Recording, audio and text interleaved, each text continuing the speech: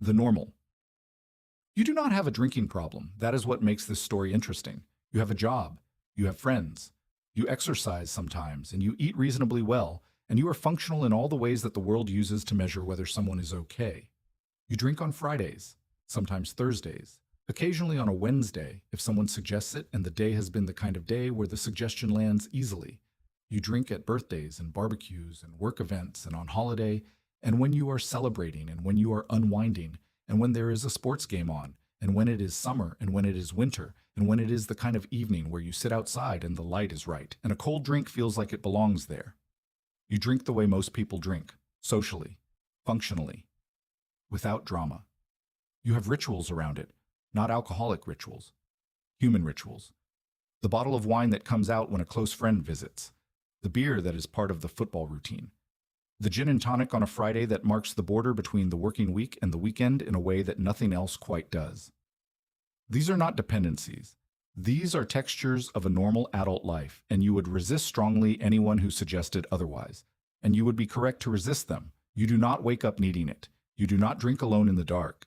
You have never lost something important because of it. You have never had a conversation that started with someone sitting you down and speaking carefully. By every available metric, you are fine. And yet, there is a thing that happens on Sunday mornings that you have stopped examining too closely. A texture to the day that is different from other days. Not sick exactly, not hungover in the cinematic sense, just slightly behind yourself, slightly offline. A low hum of something that might be anxiety or might be tiredness, or might be something you cannot name that you have come to accept as just part of Sunday, the way traffic is part of a commute. You have not missed a Sunday of your life to it. You have not canceled plans or stayed in bed until noon. You have just been slightly less available to yourself than on other days, and you stopped noticing because it became the rhythm. And there is a thing that happens at social events when the first drink is in your hand that is different from 5 minutes before the drink was in your hand. A loosening, a settling, a particular kind of ease that arrives at a very specific moment. Not after the second drink, not at the bottom of the glass, but within the first few sips when something in your nervous system registers the chemical and says, okay, you're covered now. You can stop working.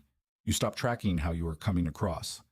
You stop the small, constant work of wondering if you are being interesting enough or quiet enough or taking up the right amount of space. The drink does something. You knew this. You just had not said it plainly, because saying it plainly would require you to ask what it was doing and why you needed it done. The 90 days started not because of a crisis, not because of an intervention or a diagnosis or a rock bottom. They started because on a Tuesday evening in January, you watched something that made you curious about your own baseline. What are you actually like, you wondered, without it? Not as a moral question, as a data question. That is the question the 90 days answered. And the answer was not what you expected. Day 1 to 7, the discomfort. Day 1 is easy because day 1 has the energy of a decision behind it.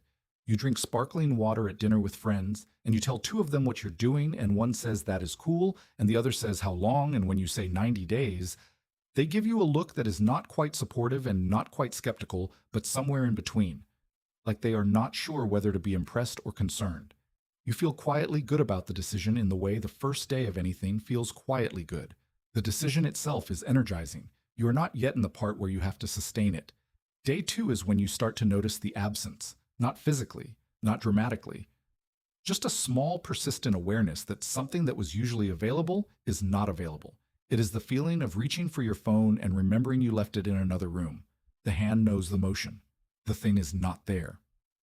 You catch yourself thinking about it around 6 p.m. when the working day ends and the familiar pull toward unwinding arrives, and there is nothing to pull toward. By day 4, something unexpected happens. The evening feels long. This is the part nobody tells you. Alcohol compresses evenings. It takes the hours between dinner and sleep and makes them feel purposeful and contained and social, even when you are alone. A glass of wine while cooking makes the cooking feel like an activity rather than a task. A drink in front of the television gives the television an air of occasion. Without it, the evening is just hours. You sit with a non-alcoholic drink and watch something, and the hours do not compress, and you become aware for the first time that you have been using the evenings as a managed transition from the working day to sleep, and the management tool is gone, and the transition is just time now. unmanaged, slightly unfamiliar, longer than you remembered time being. You go to bed earlier, not because you are tired, because there is nothing pulling you into the later hours. Day 5, you sleep 9 hours. You do not remember the last time you slept 9 hours voluntarily. You wake up, and the first thing you notice is that it is bright. The second thing you notice is that you feel clean. Not euphoric, not transformed, just clean. Like the instrument of yourself has been properly rinsed. Day 6, your body feels strange in a way that is hard to name. Not bad strange, just unfamiliar, like a room with the furniture moved. Everything is where it was, but the proportions feel different. You are sharper than expected at 9 a.m. You eat lunch and do not feel the afternoon dip that usually parks itself in your chest until 5 p.m. These things are small. You notice them because you are paying attention in a way you were not before. Day 7, you want to drink, not desperately, just cleanly. The way you want a specific food when you have not had it in a while, appetite without urgency. You acknowledge the want the way you would acknowledge mild hunger, and you do not act on it, and it passes within 20 minutes, and you make a note of how quickly it passed. Week 1 is complete. The decision is still intact. You're not sure yet what you're building toward, but something about the sleep makes you curious enough to keep going. Day 8 to 21, the reveal. This is the part where the sleep changes and you are not ready for it. By day 10, you have slept 8 or more hours every single night. Not because you went to bed earlier, because you are staying asleep. The waking at 2 a.m. or 3 a.m. with no clear reason, the ambient low-level alertness that you had categorized as just how you sleep, has stopped. You are sleeping through. You are going under properly and coming back up at the other end, and the hours in between are no longer interrupted by the nervous system doing its surveillance. Sleep researcher Dr. Matthew Walker's work documents that alcohol, even in moderate amounts, suppresses REM sleep, the stage responsible for emotional processing and memory consolidation. The glass of wine before bed that felt like it helped you sleep was helping you fall asleep while simultaneously preventing the quality of sleep that makes the next day functional. You had been trading depth for ease for years without knowing it. The falling asleep was faster. The sleeping was worse. You had optimized for the wrong metric your entire adult life. The mornings in week 2 are different. Not dramatically, just in texture. You wake up and the first moments of the day are not a negotiation. There is no inventory taking, no slow calibration, no easing into consciousness like lowering yourself into cold water. You are just awake. Cleanly. Quickly. In a way that feels almost unfamiliar, and then, by day 15, starts to feel like something you want to protect. By day 14, something happens with the anxiety. This is the part that surprises you most and that you are least prepared to talk about. The low-level hum that lived in your Sundays and sometimes your Monday mornings and occasionally in the small hours of the night. The anxiety that did not have a specific object but was just there, ambient and familiar, begins to change, not disappear, change texture, become more specific, more locatable. There is a thing that alcohol does to anxiety that is almost perfectly designed to be invisible. It reduces anxiety in the short term and increases it in the medium term through a mechanism called anxious rebound. The nervous system compensates for the depressant effect of alcohol by upregulating its stress response, which means that the baseline anxiety of the day after drinking is measurably higher than it would be without any drinking at all. You were drinking partly to manage anxiety that the drinking was partly causing. The loop was closed and invisible, and it had been running for years without a name. A 2019 study published in the American Journal of Psychiatry found a significant correlation between alcohol use and anxiety disorders, with the causal relationship running in both directions. Anxiety driving drinking, and drinking driving anxiety in a self-reinforcing cycle. You were not a case study, but you were the data. By day 18, the loop is open. The anxiety has not disappeared, but it has stopped having a pharmaceutical cause. What remains is just yours, and yours, it turns out, is smaller and more manageable, and more honest than the combined version you had been living with. The real problems are still there. They're just not wearing extra weight anymore. By day 21, you have been 3 weeks without alcohol, and you are sleeping better than you have in years, and your baseline anxiety has shifted, and your mornings feel different, and you are beginning to understand that the 90 days are not going to be about willpower. They are going to be about information, about what you find when you remove the thing that was making it hard to see clearly. Day 22 to 45. The social test. This is where it gets complicated. Day 22 is a birthday party, a real one. 30 people in a garden with a bar and music and the kind of easy, warm social noise that has always involved a drink in your hand since you were old enough to be at this kind of party. You arrive and someone immediately hands you a beer and you say, "No thanks," and ask what else there is. And they look at you with a brief flash of something: confusion, mild offense, recalibration. And you say you are doing a thing and they say cool and move on, and you stand with your sparkling water and you feel, for approximately the first 20 minutes, completely sober in the worst possible sense of the word. Not drunk is not the same as comfortable. This is the thing you learn in week 4. Alcohol was not making you social. It was making you comfortable with being social.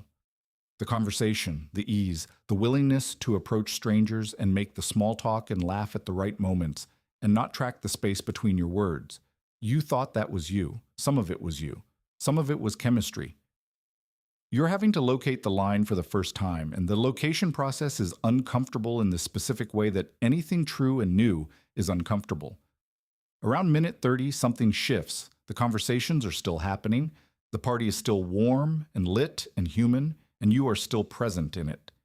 You are just present as yourself, unmedicated, unsmoothed, the full version with all the slightly uncomfortable edges that a drink used to file down. And the edges, it turns out, are not as sharp as you feared. You're still funny when something is funny. You're still engaged when something is engaging. You're still capable of being in a room full of people without a chemical intermediary. You had just never proven it to yourself before. At the end of the evening, you realize something. Nobody at the party knew you were not drinking unless you told them. The social contract of a party does not require alcohol. It requires presence and basic willingness to engage. You had conflated the two for so long that separating them feels like a discovery you are slightly embarrassed not to have made sooner. Day 31 is a work dinner. Higher stakes in the specific way professional social settings are always higher stakes. You drink sparkling water through 3 courses and hold your own in every conversation and make a point that lands and disagree with a colleague productively and drive home clear-headed and competent and slightly amazed that those two things can coexist in you without chemical assistance. There is social pressure in weeks 3 and 4. Real pressure, not imagined. A close friend who says, "Come on, just one." It is a special occasion on 3 separate occasions across 3 different events. A family gathering where not drinking marks you as other in a way that requires small explanations you did not want to be having. A work event where sparkling water in a pub carries a visibility that surprises you. You navigate all of it. Not perfectly. There are moments of genuine discomfort and moments of wanting the ease that the drink would have provided, but you navigate them. And each one is slightly easier than the last, not because you are developing willpower, because you are accumulating evidence. Evidence that you can be in these situations and come out the other side intact and sometimes genuinely enjoying yourself and not have needed the thing you thought was required. Your confidence in social situations, it turns out, was not dependent on alcohol. It was dependent on having done the thing enough times to believe you could. You were using alcohol as a shortcut to the belief, bypassing the evidence gathering, which meant the belief was never fully yours. It was borrowed. The 90 days are giving you the evidence to own it permanently. Rule 1. Alcohol does not give you confidence. It borrows against confidence you have not built yet. The interest compounds. Day 46 to 75. The quiet returns. This is the part that does not look like anything from the outside. By day 50, the physical returns have arrived quietly and cumulatively. Your skin is different, not transformed, not glowing in the way that wellness content promises, just clearer, less inflamed. You look more like yourself on a good day every day because there are no longer recovering days dragging your baseline down. You have lost weight without trying.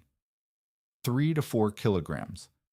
The kind that comes off when you remove a consistent source of empty calories and low-grade inflammation without replacing it with anything else. Alcohol carries approximately 7 calories per gram, more than carbohydrate, close to fat.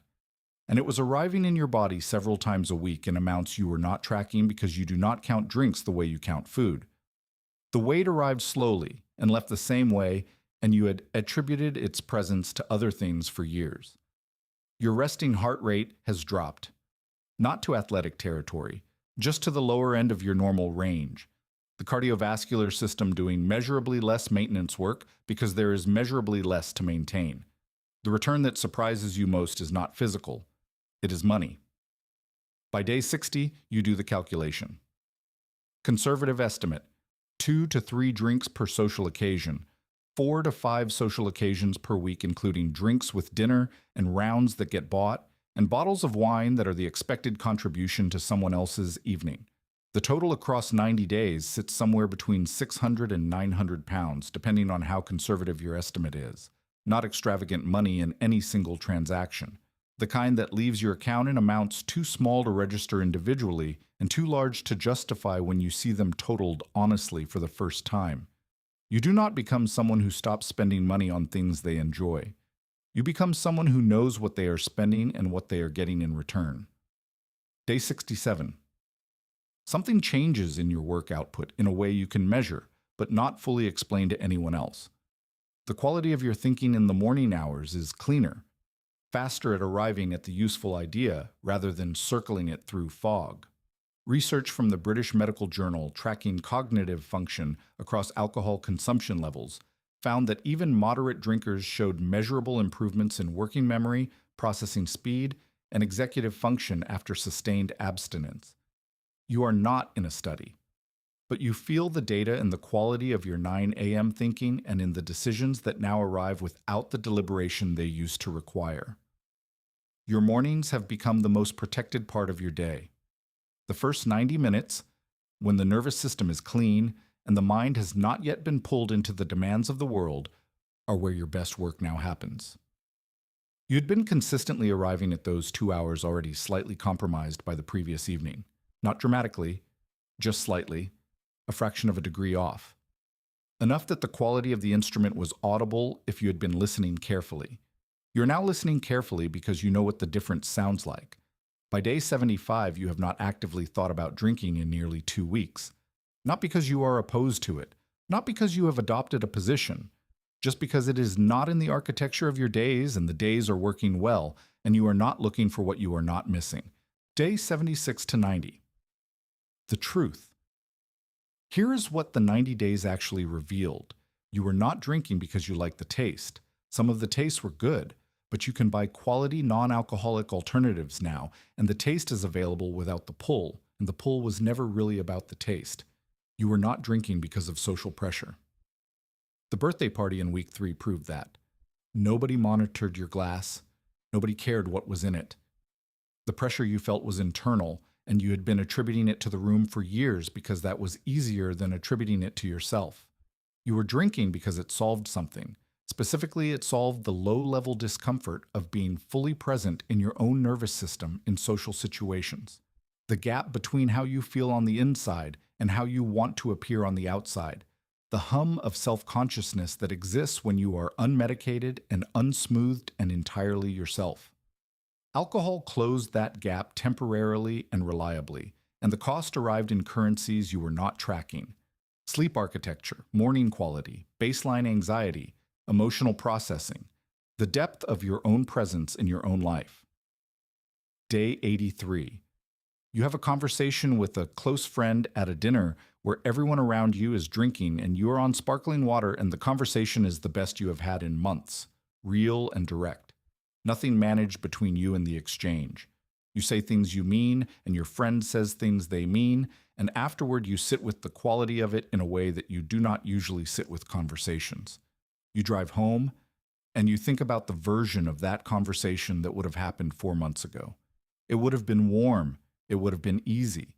It would have been lubricated in the way that alcohol lubricates, and you are not sure it would have been this honest. Day 90 arrives on a Saturday morning. You wake up before the alarm. The morning is clean and quiet, and you lie in it for a moment, and you think, 90 days. Not with pride exactly, with something more like recognition. The version of yourself that existed on day 0 did not fully understand what the 90 days would cost or reveal or return. The version on day 90 understands all 3. You do not celebrate with a drink, not because you are afraid of returning to it, not because you have converted to a position, but because you wake up on day 90 feeling like yourself, fully, cleanly, in a way you had stopped expecting from a morning, and you are not in a hurry to change anything about that. Rule 2. The 90 days do not show you who you could become. They show you who you have been the whole time underneath the management, the decision. This is not a video about not drinking. You may drink again. Many people who complete 90 days drink again. Some drink the same way they did before because the break was a reset and a data point and not a permanent identity shift. Some drink less and more deliberately and with a clearer understanding of what they are choosing and why.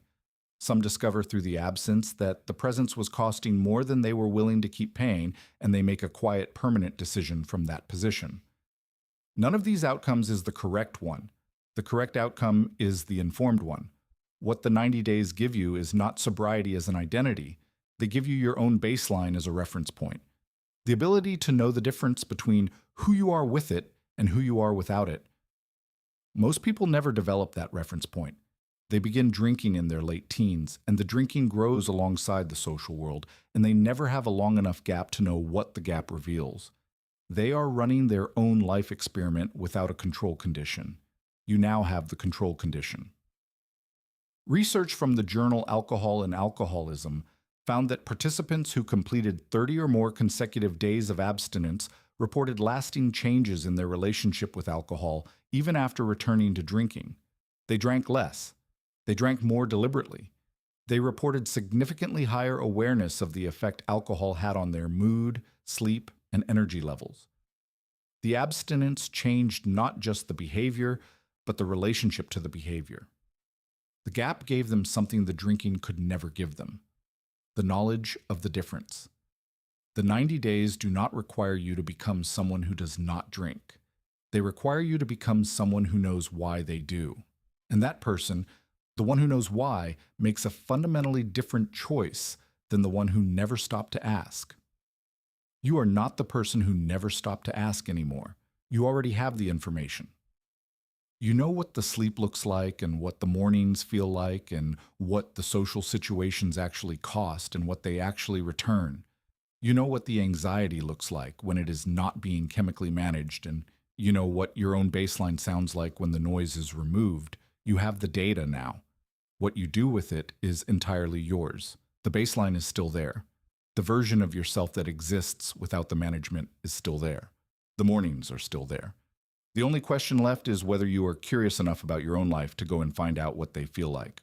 90 days does not fix everything, but it shows you what was actually broken. And that information is worth more than the drink ever was. If this video made you think, share it with someone who needs to hear it. Subscribe if you want more of these. I'll see you in the next one.